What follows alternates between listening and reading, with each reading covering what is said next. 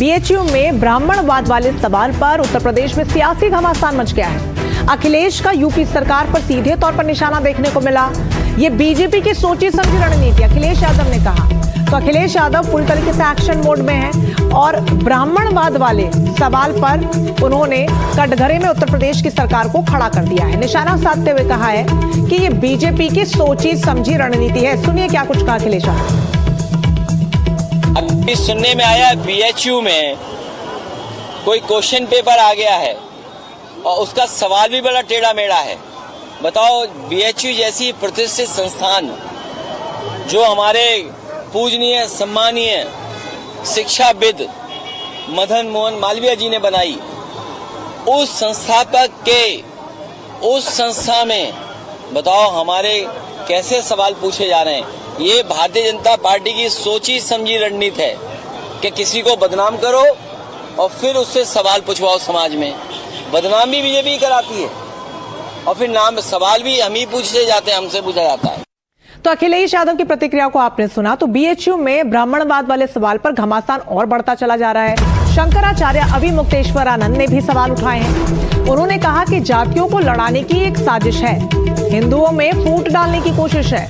तो वहीं हिंदू समाज एकजुट था और आगे भी रहेगा। तो इस पूरे मामले में स्वामी अविमुक्तेश्वरानंद की भी एंट्री हो चुकी है और उन्होंने भी बड़े सवाल खड़े किए और सीधे तौर पर गंभीर आरोप लगाए हैं जातियों को बांटने को लेकर। लेकिन उन्होंने इस बात को भी साफ किया है कि हिंदू समाज एकजुट था और आगे भी रहेगा। सुनिए शंकराचार्य ने क्या कुछ कहा। ऐसा है कि बीएचयू के प्रश्न पत्र में अगर इस तरह का सवाल जो जाति को लक्ष्य करके पूछा जा रहा है आ रहा है, इसका मतलब कि केंद्र सरकार भी अब जातिवादी जो बात है उसको लेकर के आगे आ रही है। जातियों में हमारे समाज को बांट करके एक दूसरे के सामने खड़ा करके लड़ाना और लड़ा करके हिंदू धर्म को क्षति पहुंचाना इसका उद्देश्य है। सवाल पूछा गया कि ब्राह्मणवादी पितृसत्ता महिलाओं के प्रगति में बाधा डालती थी। इस तरह सवाल पूछना ये शर्मनाक सवाल है। जिसने पूछा है उसको पूरे ब्राह्मण समाज से माफी मांगना चाहिए। मुझे तो लगता है ये बहुत बड़ी साजिश है। ऐसे लोग केवल सनातन को अपमान करने के लिए, ब्राह्मणों का अपमान करने के लिए इस तरह सवाल पूछते हैं। ऐसे लोगों पर एक्शन होना चाहिए।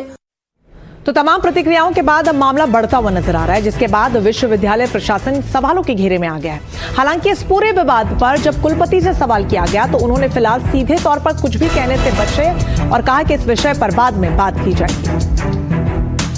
उसको अलग करेंगे, उसको अलग करेंगे। तो सर आप कब आपसे बात हो पाएगी बताइए। हाँ, हम लोग देंगे, इस पे आपको देंगे। सर हमारे तो इलेक्ट्रॉनिक मीडिया है सर। हाँ, हम मिल लीजिए कोई दिक्कत।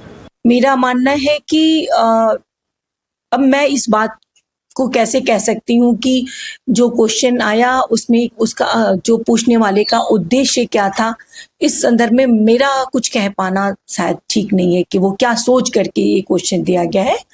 मुझे ये लगता है कि कोई भी घटना साहित्य में या किस स्रोत में मिलती है तो उसे एक ज्योग्राफी के अंतर्गत, एक कालखंड के अंतर्गत देखना चाहिए। किसी ज्योग्राफी में किसी कालखंड के अंतर्गत देखना चाहिए।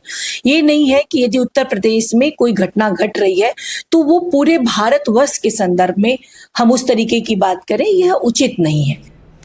तो तमाम प्रतिक्रियाओं के बीच लगातार सवाल खड़े हो रहे हैं। रणबीर सिंह हमारे संवाददाता लखनऊ से सीधा हमारे साथ जुड़ गए ज्यादा जानकारी के साथ। रणबीर, कुलपति से जब पूछा गया विश्वविद्यालय के तो वो बचते हुए नजर आए। इस पूरे मामले पर खासतौर पर इस सवाल को लेकर जो इस प्रश्न पत्र में था, क्या कोई ऑफिशियल स्टेटमेंट आया है विश्वविद्यालय की तरफ से? आप देखिए, ऑफिशियल स्टेटमेंट नहीं आया है, लेकिन अनऑफिशियली जब कुछ लोगों से हमने बात की जो बीएचयू से जुड़े हैं, उन्होंने कहा कि सोशल साइंस के सिलेबस में 90s के डिकेड में ये इस तरह का विषय था और उसी विषय से जुड़ा हुआ ये सवाल था। इस सवाल में ऐसा कुछ गलत नहीं था क्योंकि ये सिलेबस बेस्ड सवाल था। लेकिन जिस तरीके से उत्तर प्रदेश की राजनीति को जानने वाले ये जानते हैं कि उत्तर प्रदेश में आजकल ब्राह्मण का शब्द भी कहीं आ जाए तो उसको लेकर के राजनीति तेज रहती है।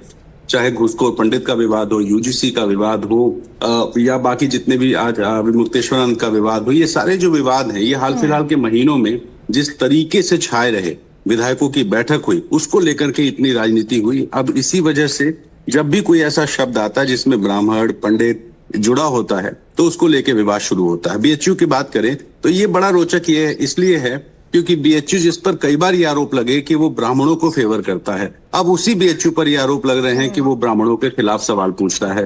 तो अपने अपने तरीके से अपना अपना एक नैरेटिव है, और उसी नैरेटिव के तहत अब ये जो सवाल है जिसमें ये पूछा गया वादी पितृसत्ता स्त्री के विकास में कैसे बाधा पहुंचाती है, अब ये सवाल जाहिर है इस पर सबसे ज्यादा महत्वपूर्ण हो जाता है कि विश्वविद्यालय इस पर क्या बयान जारी करता है। निगाहें बनी होंगी। बहुत शुक्रिया आपका तमाम जानकारी के लिए इस पूरे मामले पर।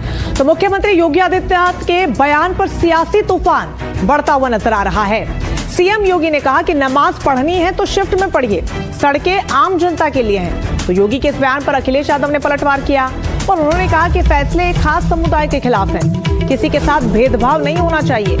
संविधान सबको बराबर अधिकार देता है। उत्तर प्रदेश में सब काम सड़कों पर ही होते हैं, भेदभाव की बात ठीक नहीं है।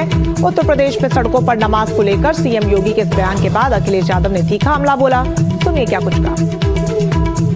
अभी देखना भाजपाई क्या कहेंगे कि भाजपा के डर से हनुमान जी की जयंती पर पत्रकारों का भंडारे में गए हैं। जो ये कहे उसका नाम पता हमें बताना, उसको गाड़ी हम भेजेंगे और सैफ ही अपने हनुमान जी का दर्शन कराएंगे।